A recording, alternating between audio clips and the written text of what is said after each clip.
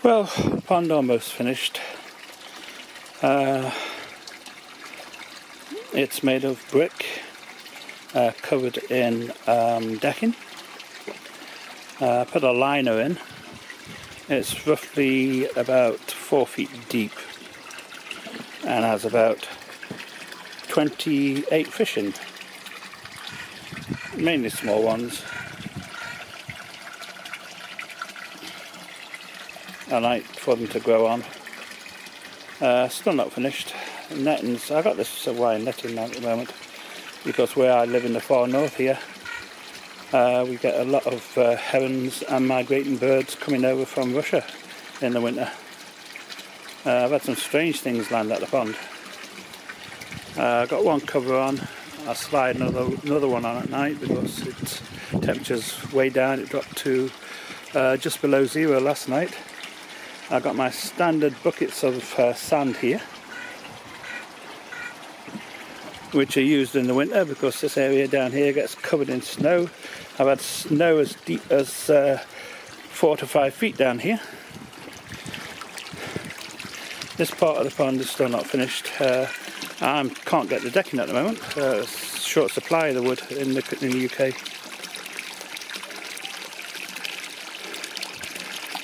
I've never ever had green algae or string algae in the pond, and I put that down to me putting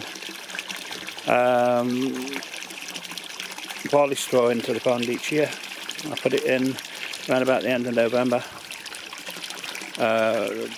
2 small pieces into the pond and 1 big piece into my filter.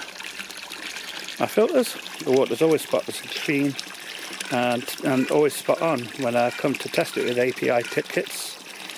My filter system is basic. It's under this here and it's just 2 bins. There we go. Water comes out into the pond, into the bin, goes through the foam, drops down through alpha grog, drops down to the volcanic rock. I can't think of the name of it at the moment, which I take out every year, and I soak in a bucket of salt. Soaking it in a bucket of salt for 24 hours regenerates it again. And the next bin is just filter floss or filter wool. That drops down through charcoal, and that drops down through alpha grog again, and K1 in the last one for me I found works best. And basically that's what it is. It's just a UV there. Both are connected together. A simple little pull-up, angle there on each. Drain the water when I'm needed to drain it out. And it's just a simple setup, which works. Keeps the water spotlessly clean.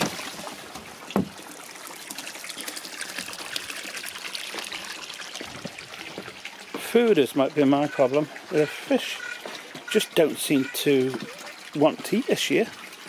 I tried them with the Premier. There we go. They didn't want that. So I tried them with this one here, which is Tophams. They wouldn't touch that. I tried them with Medikoi. They didn't want to know. Then by accident my granddaughter dropped some Cheerios in the pond and they snapped them up. They swallowed them down like mad. They fought over them. So this year I've made my own mix of food. There she is. That's a mix of every type of food I could find this year, and top grade food, and that's what they'll be fed on. Be next year now, because they'll be going on to the sinking pellets very soon. But it's a simple setup that works. The fish are happy in there, and I have lots of pleasure in my spare time looking after them.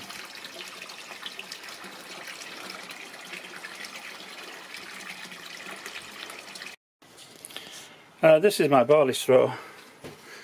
I get it from a little farm. There's nothing here to ask me for ever, I think. It's a bin full of it. Cost me £12 for the full bin. I normally just rip it off and pack it into onion bags, onion sacks.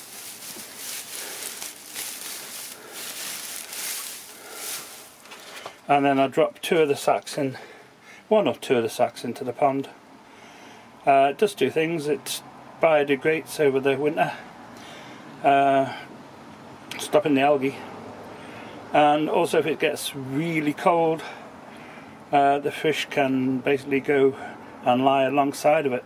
It gives off some heat, and I put one of them into my first bin filter on the top, and it just stays there all the winter. Don't need to renew it. Simple and easy method for controlling algae. Never get algae at all in the summer, and I put it down for using barley straw.